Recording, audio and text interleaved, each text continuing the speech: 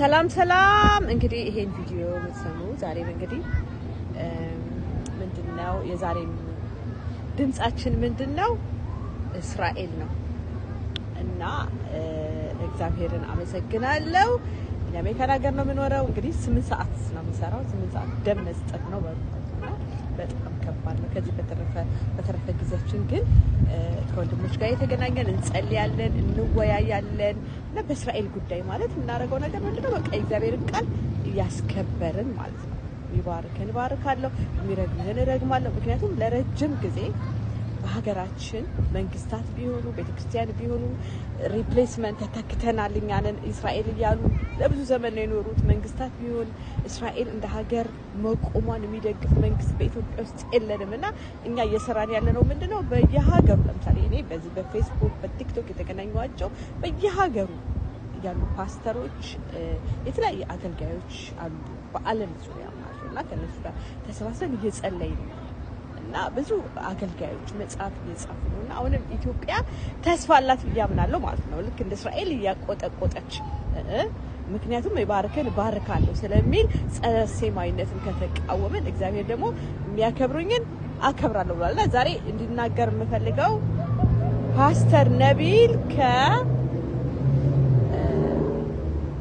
አዋሳ ነው እና እሱ ጋር ደውላለሁ ዛሬ።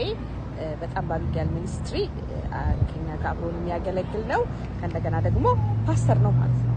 አገልግሎት አለው። እሱ ከመእመኑ ጋር ይጸልያል። ቀላል አይደለም። እንግዲህ አዋሳን እየወረስን ነው። በዚህ ጅጅጋ፣ ወለጋ፣ ትግራይ የተለያዩ ቦታ አሉን ግሩፖች ማለት ነው። ዱባይ፣ ካናዳ የተለያየ ቦታ እና ስለዚህ እግዚአብሔርን እናመሰግናለን። ፓስተር ነቢል ሰላም ብያለሁኝ። ሄሎ ሰላም እንዴት ነህ? እንግዲህ ዛሬ እንደምናለሽ? ሰላም ላንተ ይሁን። እንግዲህ ዛሬ መልካም ቀን እንደሆነልህ አምናለሁ ሰንበትና ዛሬ እንግዲህ ስለ እስራኤል አንተ ለኢትዮጵያውያን መልእክት እንድታስተላልፍ ነው ማድረገው የዛሬውን ቪዲዮ ተናገር። ኦኬ በጣም አመሰግናለሁ። እግዚአብሔር አብዝቶ ይባርክሽ።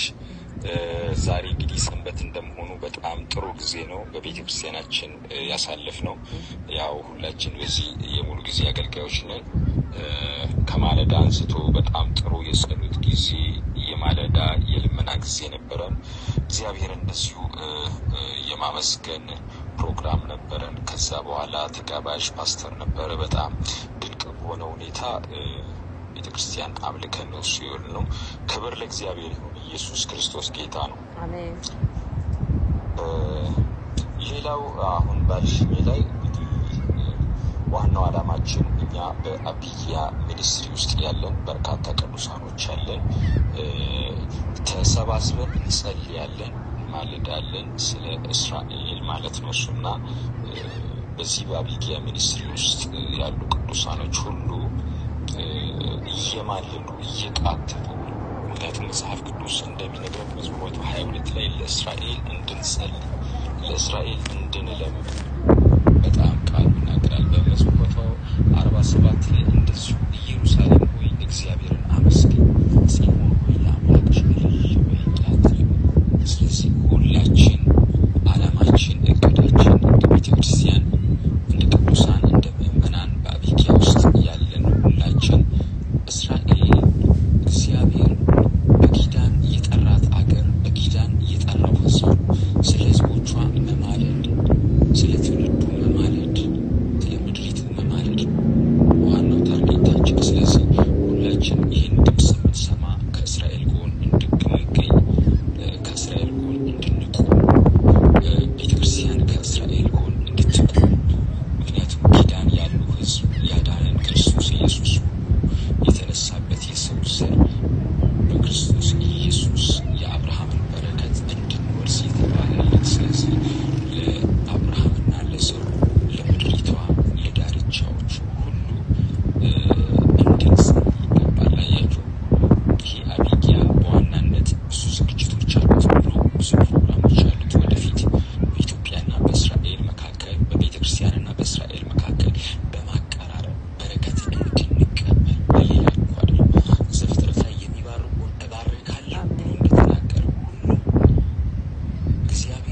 እንደዚህ ነው